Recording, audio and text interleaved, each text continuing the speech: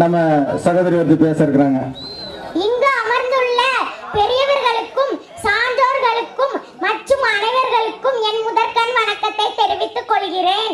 பெருந்தலைவர் காமராஜர் பற்றி சில வார்த்தைகள் பேச வந்துள்ளேன். 1903ஆம் ஆண்டு ஜூலை திங்கள் 15ஆம் நாள் விருதுநகர் மாவட்டத்தில் குமாரசாமிக்கும் சிவகாமி அம்மையாருக்கும் மகனாக பிறந்தார். 1908ஆம் ஆண்டு திண்ணை பள்ளியில் சேர்ந்தார். காமராஜரால் 5ஆம் வகுப்பிற்கு மேல் படிக்க இயலவில்லை. ஆனாலும் படிக்காமலேயே அவரிடம் அறிவு வெளிப்பட்டது.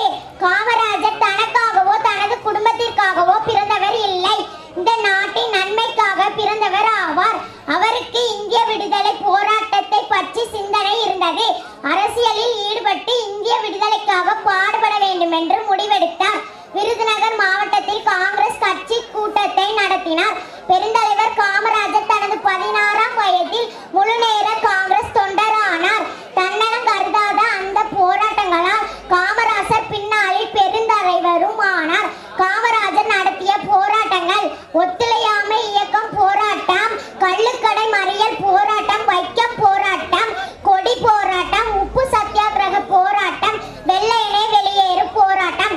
1923ஆம் ஆண்டு கள்ளுக்கடை மறியல் போராட்டத்தில் ஈடுபட்டார். 1940ஆம் ஆண்டு காங்கிரஸ் கட்சி கூட்டத்தில் வெற்றி பெற்றார். 1942ஆம் ஆண்டு வெள்ளையனே வெளியேறு போராட்டத்தில் கலந்து கொண்டார். 1952ஆம் ஆண்டு திருவள்ளிபுத்தூர் நாடாளுமன்ற தொகுதியில் வெற்றி பெற்றார். 1956ஆம் ஆண்டு மதிய உணவு திட்டத்தை கொண்டு வந்தார். 1957ஆம் ஆண்டு மீண்டும் தமிழக அரசின் முதலமைச்சர் ஆனார். 1965ஆம் ஆண்டு இந்திய பாகிஸ்தான் போர் முனைக்கு நேரி சென்றார். பின்னர் பாரத ரத்னா விருது வழங்கப்பட்டது.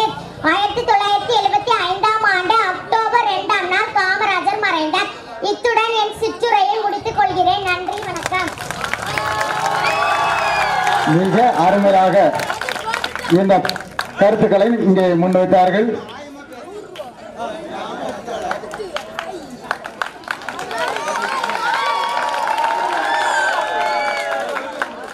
இந்த பிள்ளை பாருங்க, ஏதாவது ஒரு நோட்ஸ் எடுத்திருந்துச்சா, கையில பேப்பர் வச்சு இருந்துச்சா, எதுவுமே கிடையாது. எல்லாமே மனசுல பாடம் பண்ணி இப்ப நம்ம முன்னால படிச்சு காமிச்சது. ரொம்ப நன்றி. உன் பேரை சொல்லுமா? சாருமதி. மகாராஜா. மகாராஜா அவர்களது மகள் சுகுணா. சுகுணா அவங்க பொண்ணு மிக பிரம்மாண்டமா பேசினாங்க.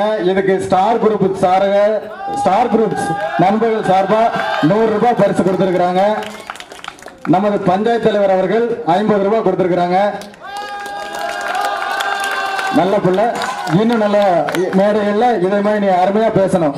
நிகழ்ச்சி தொடர்ந்து